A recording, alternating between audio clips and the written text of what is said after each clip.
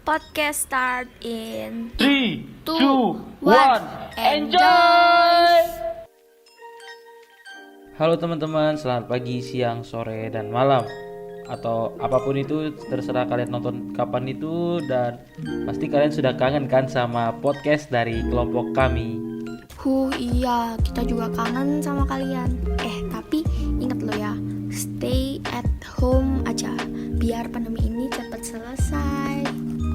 Ya, betul itu, di rumah aja ya teman-teman. Terus jangan lupa jaga kesehatan. Oh iya, masih ingat kita nggak nih? Kayaknya sih banyak pendengar baru juga nih Luna. Iya nih Vin, perkenalan lagi aja yuk. Oh oke. Jadi halo friends, nama aku Vincent Devin. Nama saya Farel. Halo, namaku Trias. Perkenalkan, nama saya Arya Pambudi. Halo, saya Luna. Saya Kristo.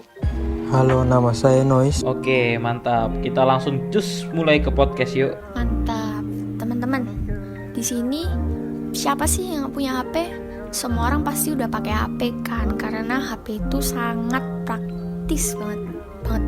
Nah, iya Lun. Sekarang masyarakat lebih banyak menghabiskan waktu di depan barang-barang elektronik daripada berkegiatan atau beraktivitas. Nah, kalian harus berhati-hati ya, karena di balik semua itu pasti ada dampaknya.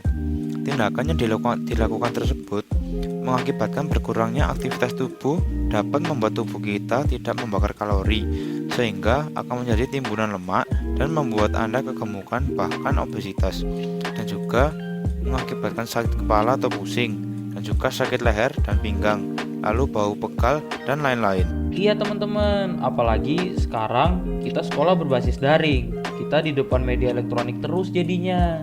Betul Vin, masyarakat jadi banyak yang kurang memperhatikan kesehatan mata mereka. Selain itu, karena harus selalu on media elektronik, jadi banyak tuh yang kena radiasi mata. Radiasi mata? Iya, radiasi mata. Radiasi mata dapat merusak penglihatan kita dan juga memicu penyakit katarak. Dan juga mata akan mengeluarkan kabut putih yang menyelimuti kornea. Waduh, lalu solusinya gimana?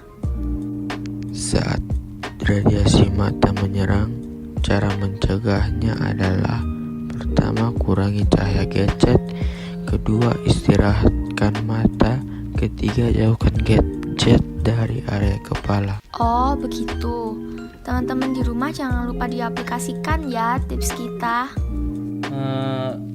Iya ya, dunia sekarang ini cepet banget berkembangnya. Coba lihat, semua hal yang dapat kita lakukan itu sekarang dapat dilakukan dengan gampang. Iya bener banget, makanya di situasi seperti ini tuh kesehatan yang paling utama.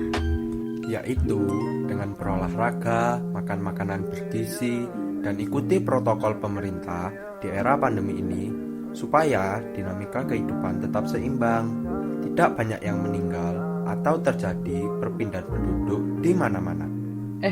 Ngomongin ini jadi penasaran deh sama hubungannya perpindahan penduduk dengan kesehatan jiwa dan raga. Ada hubungannya dong, yaitu jika masyarakat memiliki jiwa dan raga yang sehat, maka masyarakat tidak akan melakukan perpindahan ke tempat yang lebih baik.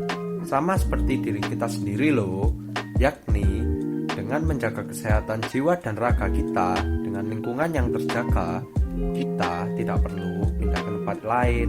Lalu kalau hubungannya agama dengan kesehatan jiwa dan raga di zaman sekarang ini gimana? Tentu saja banyak hubungannya. Salah satunya di era sekarang, terutama di era pandemi. Kita tidak hanya dapat mengandalkan pengobatan atau berhati-hati saja, tetapi kita berdoa bersama via daring. Kita juga dapat membantu situasi kita menjadi lebih cepat pulih. Oh iya, kalau ajaran Yesus dengan situasi kesehatan jiwa dan raga di era sekarang bagaimana?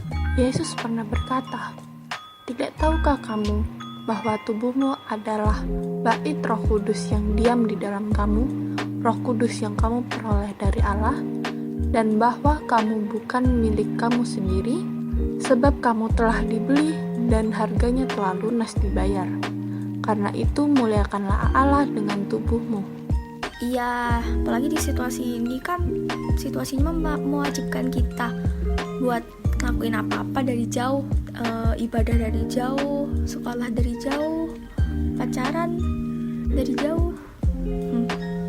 Oh ya, BTW kalau dipikir-pikir juga, berarti peran PBB yang paling besar dalam situasi ini. Iya nggak? Iya nggak sih?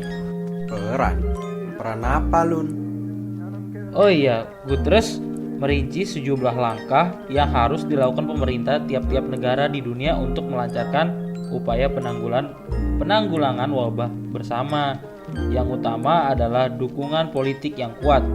Sehingga ia berharap Dewan Keamanan PBB dalam mengambil langkah menuju persatuan.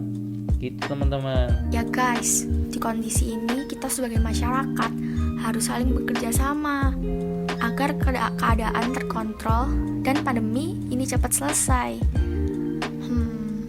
Di rumah terus gini, itu jadi cepet bosan aku tuh. Bosan maksudnya. Maaf, kasih tips dong biar semangat lagi nih. Aku ada nih. Gimana kalau kamu makan coklat biar bisa balikin mood kamu? Atau gimana kalau kamu coba-coba untuk cari atau buat resep buat makanan sendiri tapi dengan bahan nabati ya, yang sehat-sehat gitu. Ya hitung-hitung sekalian jaga kesehatan juga. Boleh juga ya. Cocok tuh buat buka bisnis lumayan, nambah uang jajan. Wih, iya. Gimana kalau kita tambahin tipsnya biar bermacam-macam gitu jadinya? Ya pokoknya tambah mantap. Boleh tuh. Ayo. Yang pertama, bermain games. Banyak sekali game-game seru, seperti contohnya bermain monopoli, halma, ular tangga, puzzle, dan masih banyak sekali yang lainnya. Nanti yang kalah dikasih hukuman biar gamesnya tambah seru. Misalnya, yang kalah wajahnya dicoret dengan bedak, atau dicoret dengan spidol face painting, atau dengan yang lainnya. Selain seru, permainan ini juga akan mempererat ikatan dan meningkatkan quality time kita dengan keluarga. 2. Masak bersama. Di rumah saja, pasti juga membuat kalian berpikir keras soal makanan kan? Apa ya menu makan hari ini? Biar ndak capek sendiri, kalian bisa mengajak saudara atau mama papa untuk masak bersama. Buatlah makanan yang disukai seluruh anggota keluarga. Kegiatan seperti ini memang sederhana, tetapi pasti akan menyenangkan. Setelah wabah virus corona merebak dan semua orang diminta di rumah saja, tempat-tempat wisata termasuk museum menutup akses pengunjung. Meski demikian, pengelola museum membuka akses kunjungan secara virtual. Museum-museum Indonesia dan dunia bisa Anda jelajahi melalui ponsel atau laptop. Lalu yang keempat, yaitu crafting.